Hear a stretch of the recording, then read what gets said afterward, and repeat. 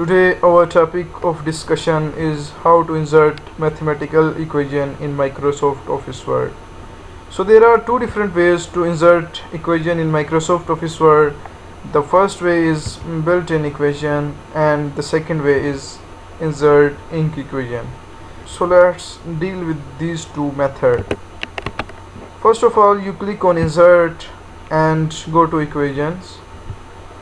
You can see that here is the built-in equation of Microsoft Office Word, like area of circle, binomial theorem, expansion of sum, Fourier series, and so many more.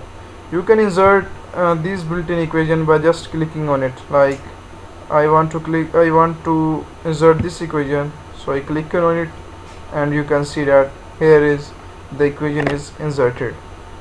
And you can modify this equation by dealing with these operators which you want to perform in your equation.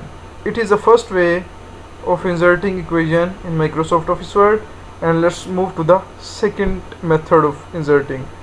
Click on insert and go to equations. You can see that here is the ink equation. Click on ink equation and you can see that here is math input tool.